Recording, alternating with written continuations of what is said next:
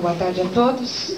É sempre um prazer retornar a esse ambiente agradável e acolhedor, cidade de Santos.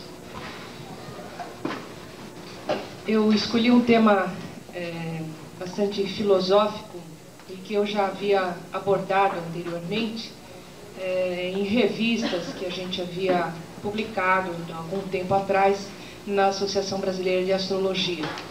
Nós editávamos muito antigamente, antes dos planos Collor e etc., um boletim da associação onde publicávamos artigos fornecidos pelos associados.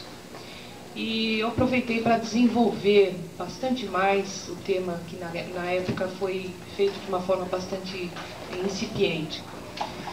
E vamos então conversar sobre a possibilidade ou não da existência do livre-arbítrio quando alguém já conhece a influência e o poder da influência astrológica na nossa vida. Diz uma máxima muito antiga: astra inclinant, non necessitam. Significa, os astros inclinam, mas não obrigam. Eu tenho visto algumas vezes alunos iniciantes de astrologia tomados por uma vaga dúvida, uma ponta de ceticismo em relação à ciência. A dúvida é um aguilhão que impulsiona o autêntico pesquisador em direção ao conhecimento. E até certo ponto ela deve ser considerada um sintoma sadio da alma que está em busca da verdade. Entretanto, ao escavar mais fundo essa dúvida, eu tenho identificado muitas vezes um desejo recôndito de que não existisse a realidade astrológica para garantir mais amplamente aquilo que convencionamos chamar livre-arbítrio. Se não existisse a influência dos astros, nós teríamos total liberdade de ação. Quando o estudante, afinal, se convence de que não há saída e os fatos científicos se impõem aos seus olhos com toda a força e evidência da verdade irrecorrível, surge inevitavelmente a indagação. Mas se a astrologia é um fato, será que nós somos um mísero e indefeso joguete dos astros? E tudo o que nos acontece é fruto de ângulos planetários? Seremos bonecos cujas ações, longe de ser o produto de uma vontade própria, são apenas o resultado de uma posição astronômica no espaço naquele instante longínquo em que nascemos? Nosso amor próprio, nosso orgulho humano se revoltam contra uma tal ideia. Nada mais chocante do que acreditar durante toda uma vida que sempre fizemos o que desejávamos e descobrir um dia que mãos invisíveis teciam o nosso destino e haviam movimentado a cada instante os cordéis da nossa vontade. A crise filosófica em que esse raciocínio necessariamente nos submerge e nosso sentimento de angústia e rebelião se tornam ainda mais profundos quando nos detemos a observar a realidade à nossa volta e descobrimos aquilo que só podemos qualificar de terrível injustiça cósmica. Ricos e pobres, nobres e miseráveis, felizes e infelizes, sadios e doentes, puros e sórdidos, perfeitos e mutilados, lutadores e parasitas, coexistindo lado a lado, evidenciando uma outra realidade interna, essa produzida pela visão exclusiva e privilegiada do astrólogo, a dos horóscopos individuais, igualmente cheia de disparidades e contrastes. É claro que idêntica consideração filosófica se impõe àquele que não possui a bagagem do astrólogo. Essa mesma realidade de contrastes se nos apresenta à vista diariamente e não deixa de nos conduzir a uma incômoda dúvida sobre a bondade infinita do nosso Criador, na qual desejamos por força acreditar e que nos foi ensinada em quase todas as doutrinas religiosas. Mas a visão do astrólogo mostra algo mais. Mostra qualquer coisa que soa a inevitável e irrevogável. E é então que a crise chega a um impasse. Ou duvidar da astrologia, e a um ponto em que isso já não é mais possível, ou duvidar da justiça divina. E isso significa derrubar um alicerce no qual o nosso inconsciente está solidamente ancorado de uma forma ou de outra. Resta a posição materialista.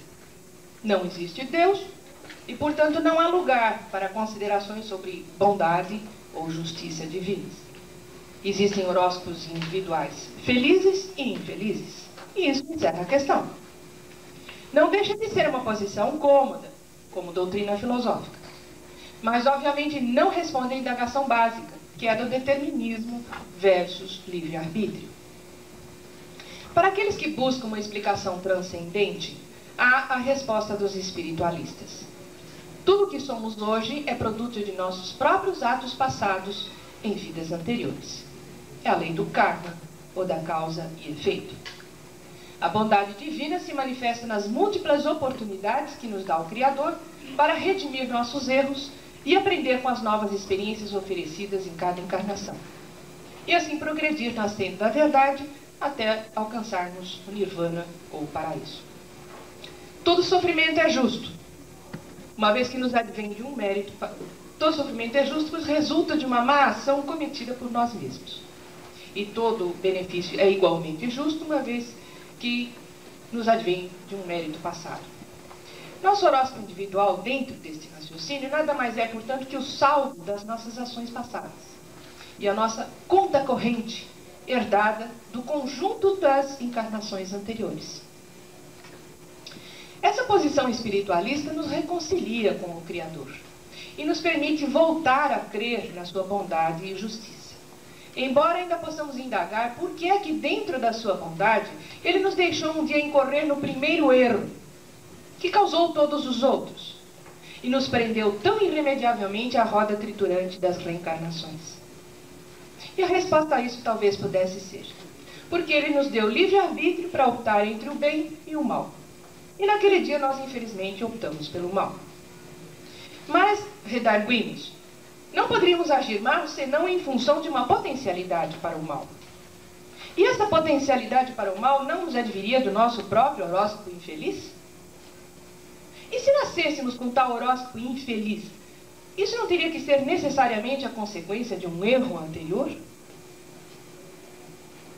Há certamente um sofisma neste raciocínio, e está na presumida potencialidade para o mal. Essa potencialidade existe não apenas no horóscopo infeliz, mas também no feliz. E assim, a pergunta se alonga para muito mais além. E se teria, na verdade, que indagar sobre o porquê da existência do mal em si. Mas isso pertence ao campo da metafísica, não mais da astrologia. Ainda que a explicação espiritualista nos recoloque em paz com o Criador, ela não resolve, à primeira vista, a questão do livre-arbítrio dentro da visão astrológica. De certa forma, a proposta reencarnacionista nega o livre-arbítrio, quando nos leva a concluir que nosso horóscopo é fruto inevitável de nossas ações passadas. Isso seria o mesmo que dizer, uma vez estabelecido o horóscopo de nascimento, feliz ou infeliz, tudo que nele está prometido, agradável ou desagradável, terá necessariamente que se realizar para que nossas dívidas passadas sejam pagas e os méritos cobrados aos que nos deviam. Perdoai as nossas ofensas, assim como nós perdoamos aqueles que nos ofenderam. Não seria uma forma de pedir a abreviação dessa espécie de vendetta cósmica? Dentro desse raciocínio, no entanto, a inevitabilidade do nosso destino transcende os limites do horóscopo que corresponde à nossa atual encarnação e se estende aos futuros horóscopos que herdaremos. As dívidas atuais são pagas, os méritos cobrados, e o saldo resultante se transfere para a encarnação futura, segundo um horóscopo que lhes corresponde em número e medida, e assim sucessivamente. Mas a resposta reencarnacionista certamente não nega o livre-arbítrio. Pelo contrário, creio que o exalta. Ela nos diz que as circunstâncias da vida, e nós traduziremos por as condições astrológicas do nascimento, nos colocam diante de certas escolhas. E essas escolhas é que irão determinar a espécie de vida, nós diríamos o horóscopo, futuro que teremos. De fato, a inevitabilidade não está na escolha que fazemos, mas nas condições astrológicas que a puseram diante de nós. E essas, sim, são fruto de nossos atos passados. A forma da nossa escolha é livre e ditada unicamente pela nossa vontade. E é ela que determina as flutuações do nosso saldo kármico, calcando os pratos da balança para cima ou para baixo. Em suma, nós movimentamos a nossa conta bancária do céu, acumulando reservas para as vidas futuras ou dilapidando as já existentes, de acordo com as ações presentes, que são opções livres diante de fatos inevitáveis. Não resta dúvida de que, colocada desta forma, a explicação espiritualista nos satisfaz muito mais amplamente do que qualquer teoria materialista. Ela torna compatível um aparente determinismo com o nosso conceito de justiça e coloca a visão astrológica dentro de parâmetros filosóficos muito mais aceitáveis para o espírito racional. Resta ainda, porém, explicar de que maneira as circunstâncias astrológicas, inevitáveis porque já estão estabelecidas no nosso mapa de nascimento, se colocam diante de nós para escolha. Essa é voluntária. E qual seria, na verdade, o nosso grau de liberdade nessa escolha, dado que esta mesma escolha não poderia estar livre das próprias circunstâncias astrológicas que a produziram. A transmutação astrológica.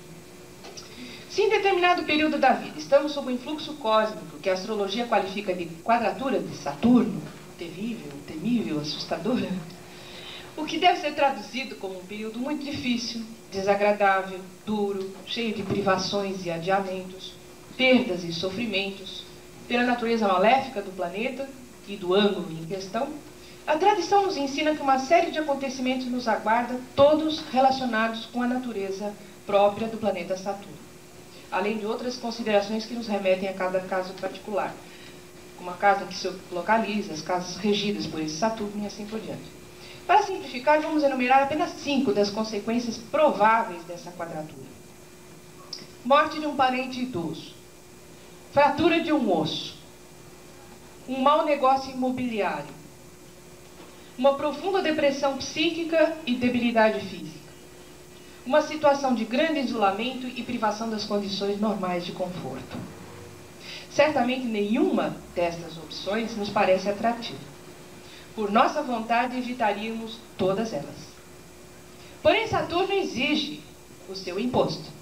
É preciso satisfazê-lo, pois em astrologia a sonegação não existe. Muita gente optará por pagar esse imposto no plano físico. Uma fratura, uma doença, uma depressão lhe parecerão mais baratas do que a perda de um ente querido. Outros preferirão a perda financeira. Outros pagarão o imposto na íntegra, sofrendo nos 5 itens. Uma questão de grau de evolução espiritual e talvez do nível em que se encontra a dívida atual em termos kármicos.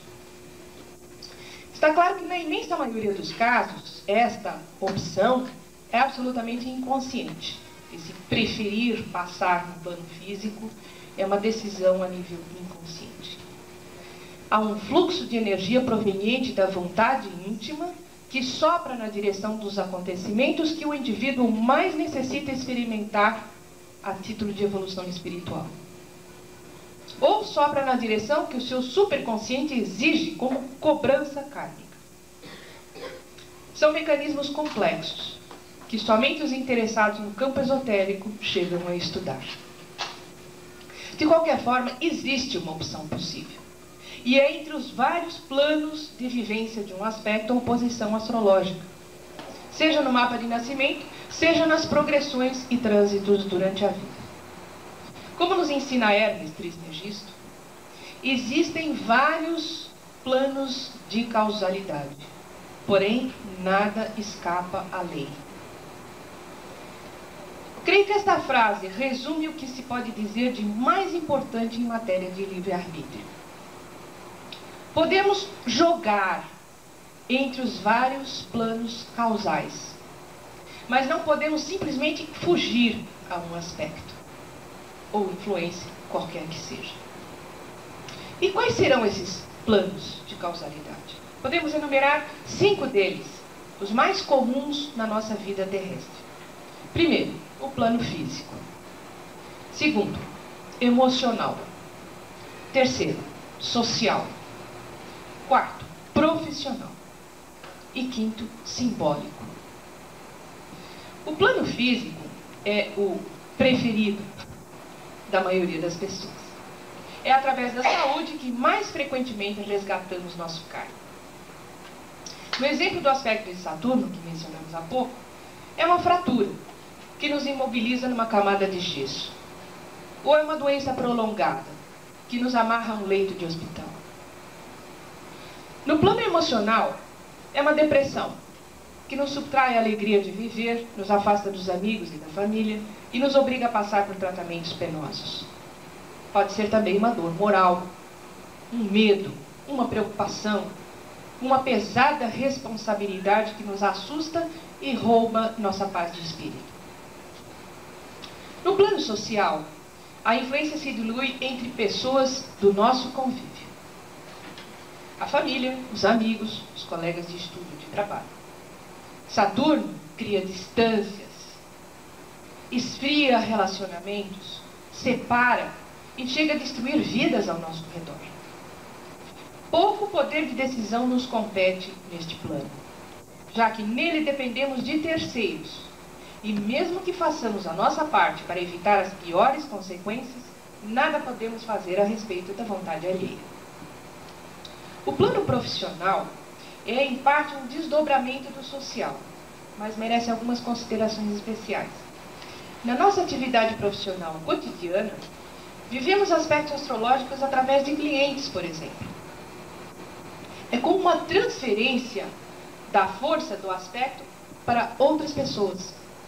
Assim, ao invés de sofrermos nós uma fratura,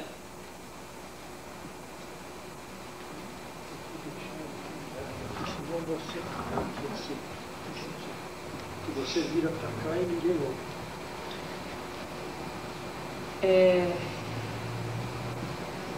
Ao invés de sofrermos nós uma fratura, atendemos um cliente que acaba de ter uma. E ao invés de termos uma perda financeira, recebemos no escritório um cliente que faliu. É muito frequente isso.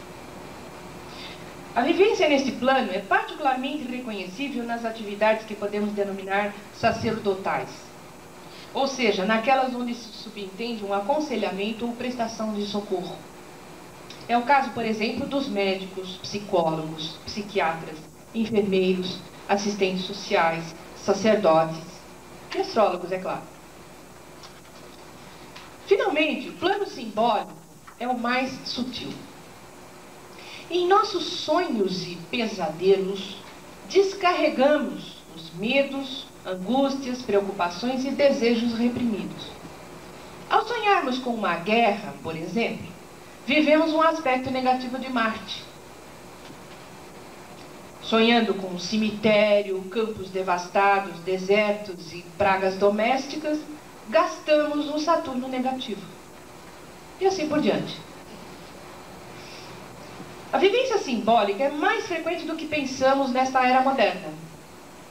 Após a invenção do cinema e dos jogos computadorizados, abriu-se para nós mais uma opção de descarga de aspectos. Assistimos um filme de guerra e quanto mais violento for, mais o planeta Marte se declara satisfeito.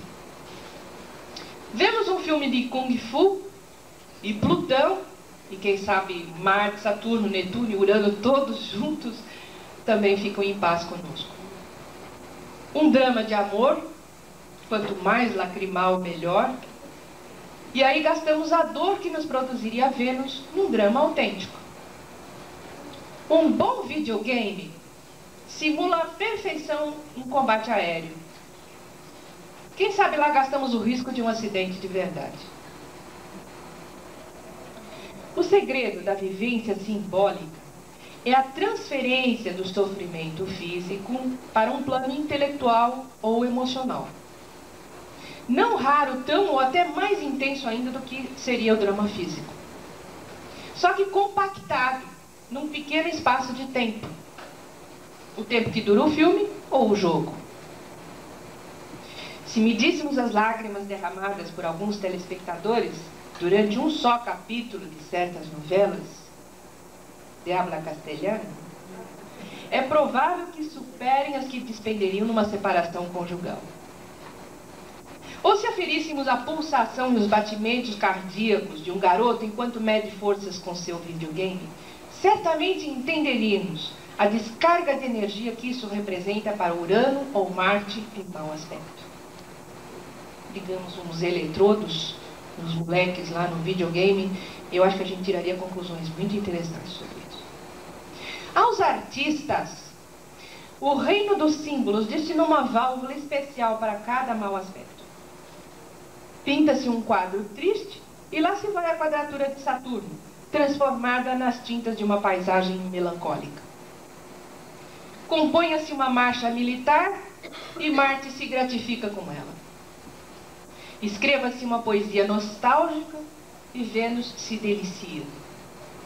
Escreve-se na pedra a escultura de um pequeno monstro e Plutão desejará levá-la para sua coleção particular. Não há mau aspecto de Saturno e Plutão juntos que resista numa carreira como a de Steven Spielberg, o grande cineasta da atualidade, cuja criação cinematográfica jamais deixa de registrar cenas mórbidas, onde baratas, escorpiões e serpentes disputam espaço com cadáveres em putrefação, alimentos repulsivos, tripas arrancadas à mão e gente esmagada, devorada ou triturada aos pedacinhos. Spielberg, que não por acaso possui em seu mapa natal uma conjunção Saturno-Plutão, é uma verdadeira panaceia para descarregar aspectos que tragam desastres terríveis. Consciente ou inconscientemente, este cineasta usa em sua criação tudo aquilo que poderia ocorrer com ele na vida diária. Outro exemplo interessante disso está em Van Gogh, outra vítima do mau aspecto de Saturno-Plutão, que passou a vida a pintar cenas de miséria humana.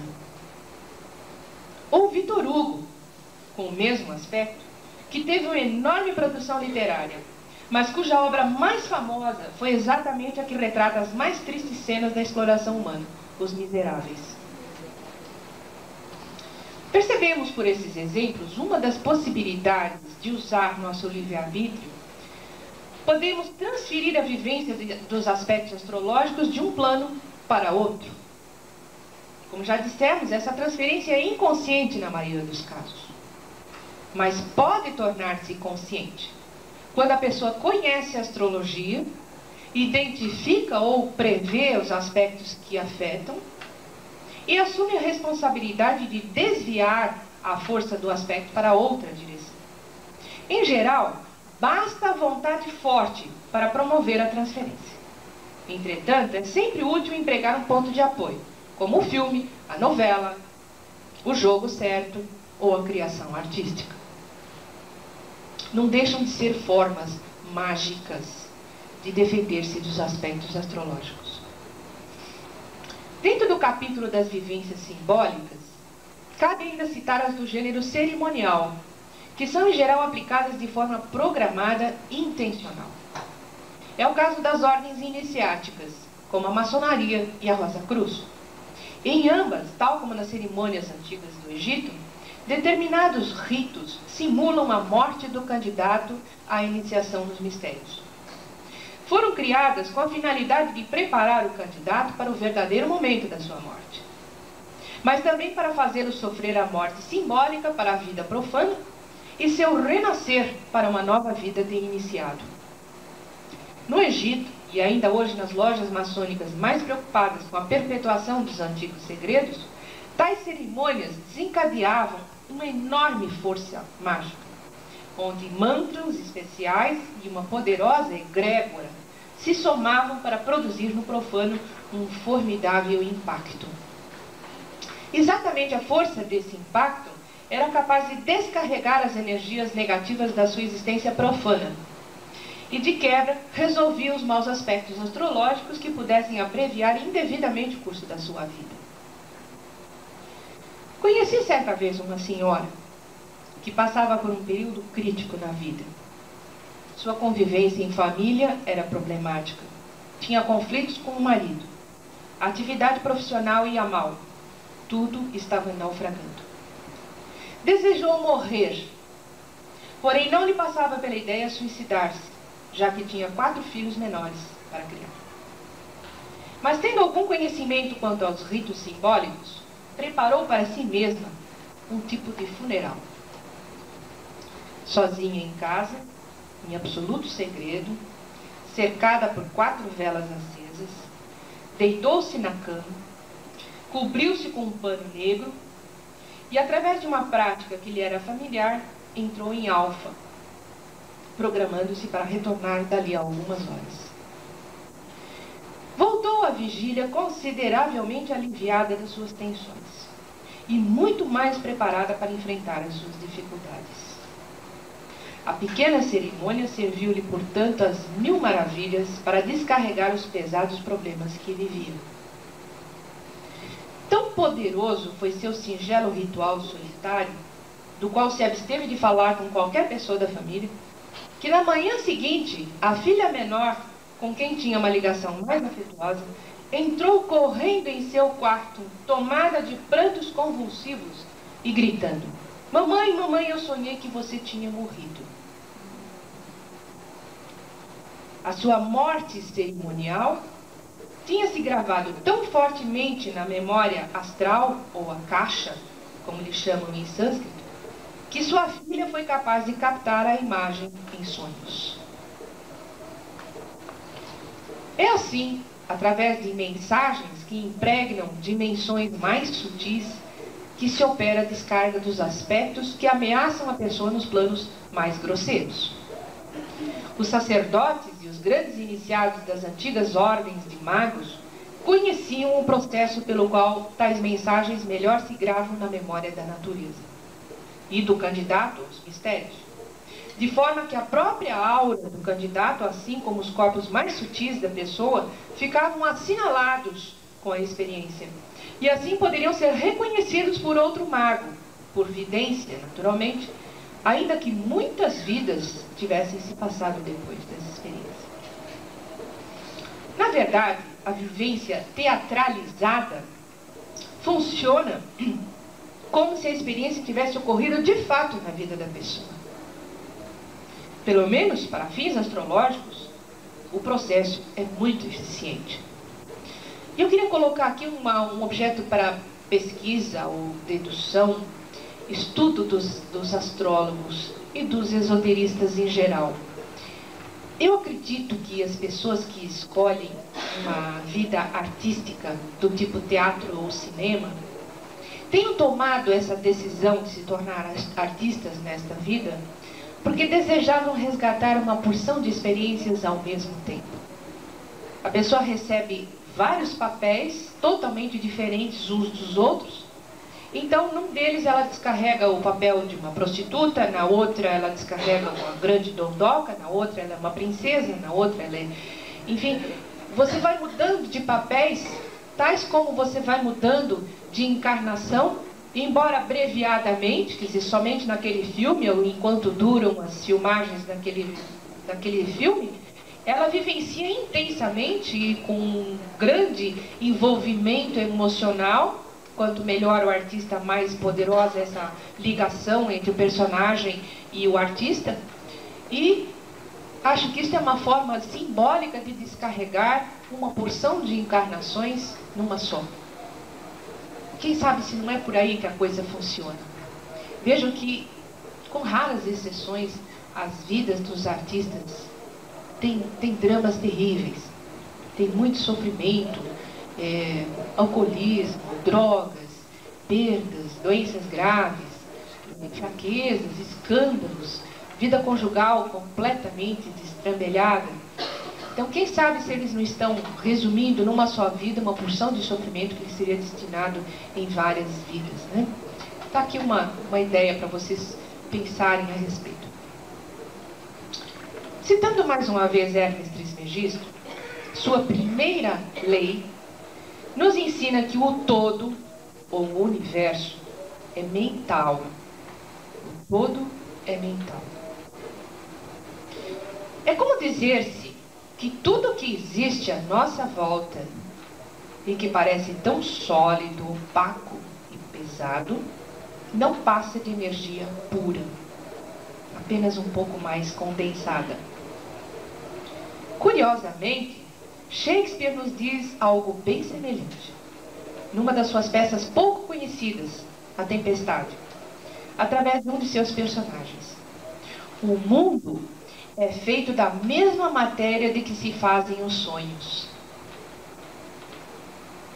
Assim considerado, o universo é como uma imensa máquina de videogame, com cenários virtuais muito aperfeiçoados. E nós não passamos de pequenos personagens igualmente virtuais, que lutam, trabalham, estudam, sofrem, amam, têm filhos, guerreiam e morrem. Da mesma forma que nos nossos sofisticados programas para jogos de vídeo, os personagens lutam, enfrentam obstáculos, tentam salvar a sua pele e de sua amada princesa, enfrentam adversários impiedosos, e conforme a nossa habilidade em lidar com a máquina, eles sobrevivem ou morrem. Ganham-se vidas adicionais, esses bichinhos virtuais têm isso, né? De acordo com méritos previamente estipulados nas regras do jogo, ou se perdem vidas conforme as mesmas regras. No próximo jogo, com uma nova vida, os mesmos personagens voltam a enfrentar outras dificuldades, e assim por diante. No imenso holograma cósmico, somos suas minúsculas partes, cópias idênticas do todo, dotados da mesma inteligência e do mesmo poder, embora pouco conscientes disso. Michael Talbot, em seu livro O Universo em Forma de Holograma, já prenuncia a descoberta científica moderna dessa visão de Hermes. Estaremos, em nossos inocentes joguinhos para adolescentes, tentando imitar o holograma cósmico? Se o universo é um grande cenário virtual, guiado por forças intangíveis e manipulado segundo regras previamente traçadas, regras secretas que os astrólogos descobriram como funcionam, e que tais como Cassandra proclamam aos quatro ventos, mas quase nunca são ouvidos, pode-se entender por que se pode transferir de um plano para outro as influências do nosso horóscopo.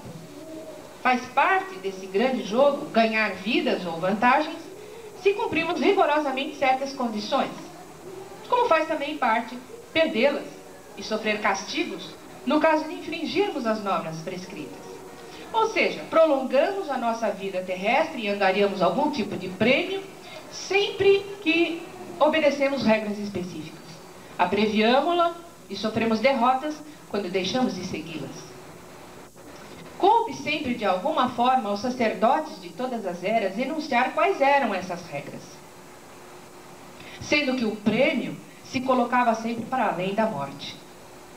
Daí o papel das religiões, elos feitos para religar o homem às suas origens e aos segredos do universo. Como vimos, as escolas iniciáticas da vertente hermética foram bem mais longe do que isso, ensinando aos seus discípulos a verdadeira natureza do grande jogo cósmico, do holograma. Uma conclusão se impõe de tudo isso. O livre-arbítrio é tanto maior quanto mais alto o grau de consciência do indivíduo em relação a esse jogo cósmico.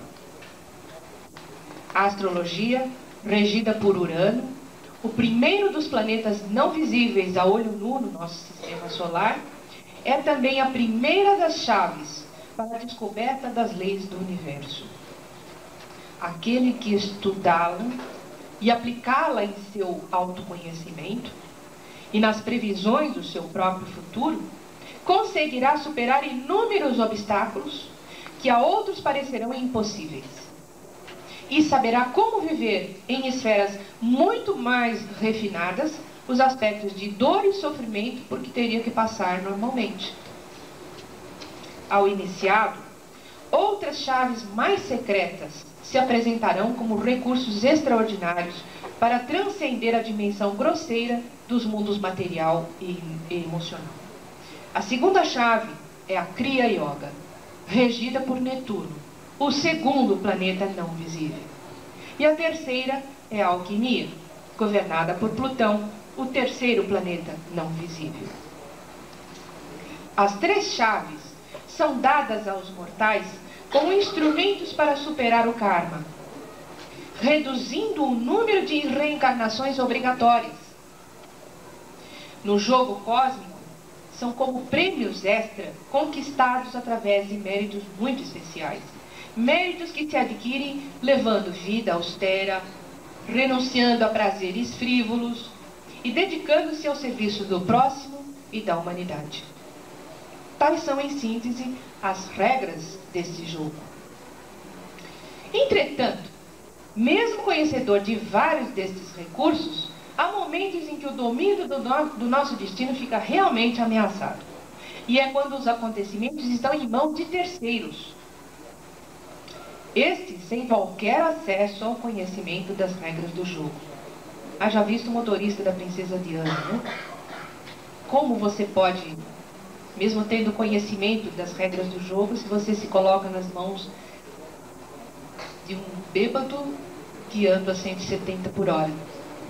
Não há horóscopo que resista. Nós fizemos um estudo do mapa da Princesa Diana e na progressão ela só tinha um ascendente para Natal em quadratura com Urano, que está realmente no oitavo.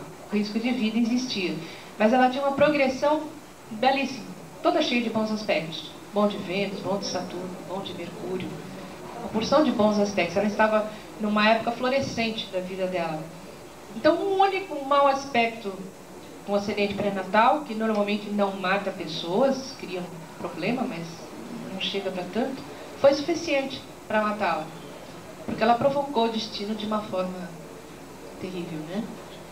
Se uma pessoa tem muitos maus aspectos em uma determinada época, basta escorregar numa casca de banana, ela pode morrer, quebra a coluna e morre ali no ato. Um escorregãozinho banal, bobinho, é suficiente para matar uma pessoa.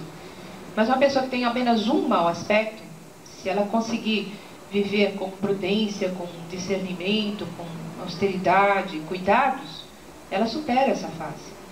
Então eu diria que ela não precisava ter morrido do jeito e na época que morreu. No exemplo que demos anteriormente, a influência de Saturno poderia, entre outras consequências, trazer a doença e até a morte de uma pessoa querida, geralmente idosa, como o pai ou a mãe. Mas como persuadir certos velhinhos obstinados de que já passaram da idade de subir em telhados para limpar as calhas? Como convencê-los de que precisam tomar remédio nas horas certas, mesmo quando já pareçam curados da sua moléstia? E assim, alguns dos nossos aspectos nefastos são vividos de maneira bem desagradável, sem que tenhamos tempo de intervir. Estes fatos servem para nos mostrar que o karma pessoal de cada um está razoavelmente em nosso poder modificar, mas que o de outrem geralmente foge à nossa competência. Há poucos exemplos em que alguém conseguiu alterar o destino de outra pessoa. É o caso de mães que salvam a vida de um filho, seja por um gesto heróico, seja pelo poder de orações. Ou então o caso de amantes apaixonados, onde igualmente entram em cena heroísmo e abnegação. Nesses casos, de imediato, se percebe a intervenção de três fatores, todos dotados de um incrível poder mágico e transformador: o amor, o sacrifício e a fé. Não é raro que, para salvar o filho, se dê em troca a vida da mãe. o mesmo ocorrendo entre os amantes. Assim é a norma do jogo. Você pode salvar outra vida, contanto que entregue a sua. Às vezes, a simples disposição de dar a vida em troca de outra é suficiente para resgatá-la. Em ambas as possibilidades, o amor foi o preço inestimável para obter o prêmio da outra vida. Aprendemos aqui uma regra de ouro do grande jogo: o amor. Não o amor passional ou possessivo, mas o amor doação, o amor capaz do sacrifício maior. É uma das formas de redenção, quizás a mais poderosa de todas. A fé é outra força redentora, mas como diz São Paulo, nada vale se não houver amor. Falemos um pouco sobre o livre-arbítrio quando se trata do mapa astral de um criminoso ou de um viciado. Alguns mapas simplesmente terríveis, dos quais um astrólogo deduzirá com facilidade acontecimentos trágicos e alta cota de dor e sofrimento. Diríamos talvez que estes indivíduos, com tendências notáveis para o vício ou o crime, tiveram pouca chance de evitar seu triste destino, pelo mapa astral que lhes coube. Mas o mesmo mapa astral, violento e terrível, pode ser encontrado em indivíduos cuja vida foi inteiramente dedicada ao benefício da humanidade e que deixaram uma obra magnífica para a posteridade, tendo, entretanto, encontrado um destino trágico, sofrido perseguições, prisão, tortura, perda de tudo e todos que lhes foram caros, e finalmente a morte nas piores circunstâncias. Citemos o caso de Giordano Bruno, o grande iniciado do século XV que, após sofrer as mais terríveis torturas, morreu na fogueira da Inquisição. De Ludwig Zamenhof, o criador da linguagem do Esperanto, cuja família foi assassinada e os bens confiscados pelos nazistas. De Jan Comenius, um dos mais admiráveis educadores de todos os tempos, cuja família também foi assassinada, sua casa e preciosa biblioteca queimadas, sua vida sob constante ameaça e sua morte no exílio. O célebre sábio e alquimista Sendivógios, preso e torturado até a morte, ou o herói libertador da Escócia, cuja vida foi objeto de um filme recente, Coração Valente, perseguido, traído, a esposa assassinada e, por fim, barbaramente torturado e decapitado. O filme narra uma história verídica. Vale a pena ver como foi a vida desse herói. Ou Mahatma Gandhi, iniciado, sábio e libertador da Índia, um dos maiores homens da Terra, preso a maior parte da sua vida, perseguido e brutalmente assassinado. Seus mapas astrológicos certamente mostram o trágico destino que tiveram. Mas suas vidas foram limpas, sua obra benemérita e sua alma abnegada. Ao nascer, o homem recebe uma pequena coleção de instrumentos de trabalho. Um recebe uma machadinha, uma régua, uma pá. Outro ganha um martelo, um lápis, uma faca. O primeiro vai usar a machadinha para cortar lenha, a régua para desenhos arquitetônicos, a pá para plantar árvores. Hoje é dia, né? O segundo vai usar o martelo para arrombar janelas alheias, o lápis para contar o dinheiro que roubou, a faca para matar.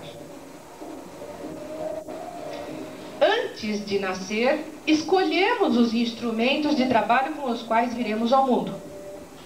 Esta é a parte que depois não poderemos mudar. Durante a vida, porém, recebemos a liberdade de optar pelo uso que faremos desses instrumentos.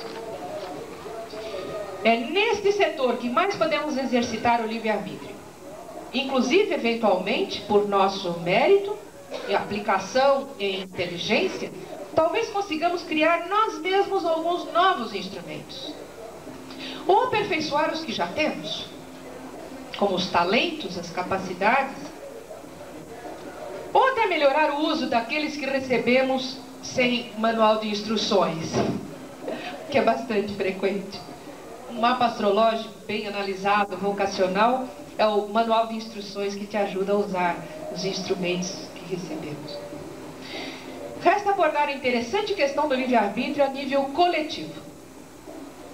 Conta-se que um grande astrólogo persa previu um terremoto em sua cidade.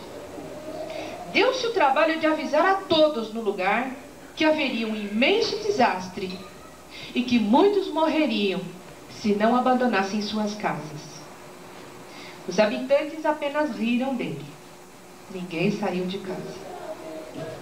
Fiel aos seus prenúncios, o astrólogo foi à praça da cidade aguardar o terremoto.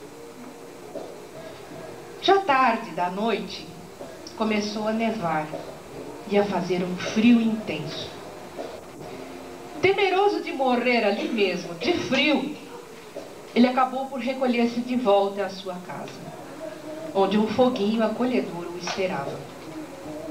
Sua previsão se cumpriu. Veio um terremoto. A cidade foi bastante destruída. Muitos morreram, incluindo o nosso pobre astrólogo. É muito raro que alguém dê ouvidos às profecias dos astrólogos, mesmo quando são acertadas. É como o mito de Cassandra na Grécia Antiga. Ela era uma grande profetisa. Ela sabia o futuro. Recebeu isso como dom de Júpiter. Mas como castigo ninguém acreditava nela. Nós passamos por isso muitas vezes. O nosso astrólogo persa não foi o único a prever corretamente os terremotos. Outro, mais moderno, Alfred Pierce, previu com exatidão de dias diversos tremores nos Estados Unidos, publicando as suas previsões no Almanaque Popular. Ninguém lhe deu crédito a ponto de deixar a cidade, exatamente como ocorreu ao colega persa. Felizmente não houve danos terríveis durante esses tremores, e com certeza os habitantes acharam boa a sua decisão de ficar em casa. Se já é bastante difícil a um indivíduo mudar seu destino através de algum trabalho ou sacrifício, pode-se imaginar como será mudar o de uma cidade ou nação inteira. Seria preciso mobilizar a opinião pública numa direção que talvez seja completamente contrária às suas tendências naturais. E mais provavelmente acharão demasiado incômodo mudar seus hábitos para seguir um profeta qualquer, ainda que já muitas vezes ele tenha mostrado ser eficiente. Já houve tempo em que os governantes se deixavam assessorar por astrólogos, ou eram eles mesmos versados nessa ciência, e o próprio povo conhecia dela o suficiente. Então, sim, o povo seguia as orientações e as mais sérias decisões eram tomadas sob a égide da astrologia. Mas a tendência atual é deixar acontecer. Há duas formas pelas quais se pode abrandar, se não resguardar-se de todo, da influência nefasta de certos aspectos. Ambas nos remetem para o terreno da alquimia. Uma delas é a confecção de talismãs astrológicos, baseados no trânsito de um planeta benéfico, como Júpiter ou Vênus, sobre o mapa natal de um determinado indivíduo, num momento cósmico especialmente calculado. Serão válidas somente para aquele indivíduo em questão e para mais ninguém, e poderão servir como um autêntico para-raio em relação a aspectos nefastos do mapa natal ou de passagens transitórias da pessoa durante um período da vida. Há poucas pessoas capazes de calcular corretamente tais talismãs, e muitos charlatães, atribuindo-se poderes mágicos, pretendem vender medalhas protetoras. Um mercado fácil para vítimas ingênuas. Mas nós sabemos com uma medalha autêntica, pode realmente defender a pessoa contra um mau aspecto. Produzida em metal apropriado, emana sutilmente uma influência inspiradora. A outra forma de defesa requer um grande esforço pessoal e muita sabedoria. Representa a verdadeira saída transcendental para aqueles que não aceitam as formas grosseiras de pagamento dos impostos dos astros. Voltando ao nosso exemplo de Saturno, somos unânimes em considerar pouco criativos e nada construtivos os tributos que Saturno nos oferece à escolha. Afinal, qual a utilidade prática de uma fratura? Ou da perda de um imóvel? Ou uma dor de dente? A influência astrológica está aí. Essa não podemos evitar, como não podemos impedir que chova. Mas não seria possível evitar de nos molharmos? Haveria um meio de proteger-nos da influência de Saturno? Qualquer coisa parecida com um guarda-chuva antiplanetário? Conta-se que Hitler chegou a construir um abrigo subterrâneo coberto com uma placa metálica muito espessa, não para protegê-lo das bombas, mas para servir como anteparo contra influências astrológicas nefastas. Talvez ele tivesse tido alguma orientação sobre medalhas, essas que mencionamos. Mas certamente ninguém poderia defender-se de modo tão tosco e simplista. Influxos astrológicos são de natureza sutil e precisam ser tratados com outro gênero de providências. Esse guarda-chuva antiplanetário efetivamente existe. Apenas requer que cada um de nós o construa com seu próprio esforço, sua energia, prudência, sabedoria, discernimento e paciência. É exatamente nesse momento que a capacidade individual de transmutação entra em cena. Que coisas positivas, boas, construtivas e agradáveis são governadas pelo mesmo Saturno? Citemos algumas. O trabalho profundo da mente, a pesquisa séria de uma teoria filosófica, a ciência, as lides agrícolas, o esforço digno e paciente para descobrir as origens de um mistério qualquer da natureza, o autoconhecimento, o cultivo da força de vontade, a construção lenta e minuciosa de um plano de futuro, de uma ideia, de um sonho que alimentamos há muito tempo, uma obra perene ou a reconstrução de algo que no passado foi destruído pela nossa imprudência ou ignorância, a realização de uma tarefa que noutra época nos pareceu pouco compensadora ou demasiado difícil ou tediosa, mas que sabemos necessária e apenas adiada. Ou colocar na devida ordem aquelas coisas velhas, abandonadas, esquecidas e desorganizadas que há anos atiramos no sótão e cujo peso poderá fazer um dia o teto desabar. São opções sadias e benéficas que Saturno nos propõe. Por que não aceitá-las? Acaso darão mais trabalho que um osso quebrado ou uma crise suicida? Talvez assim pareça para alguns à primeira vista.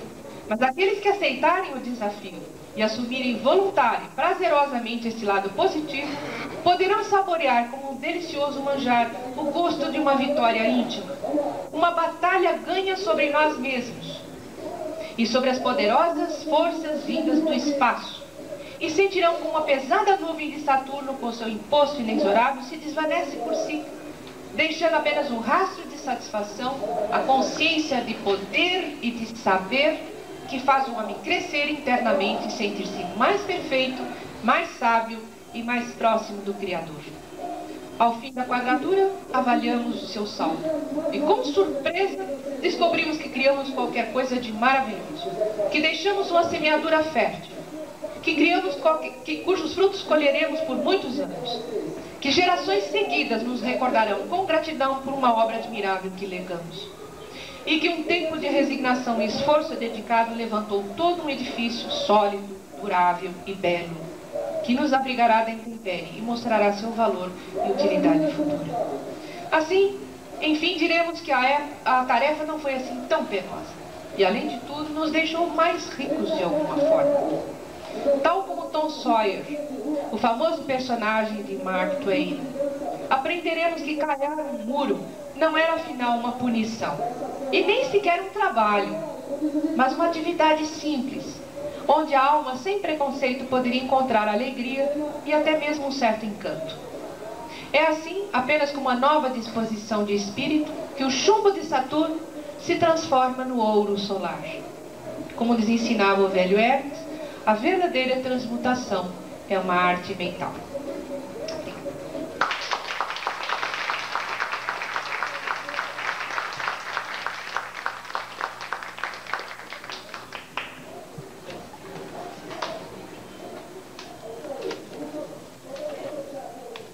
Agora é funk?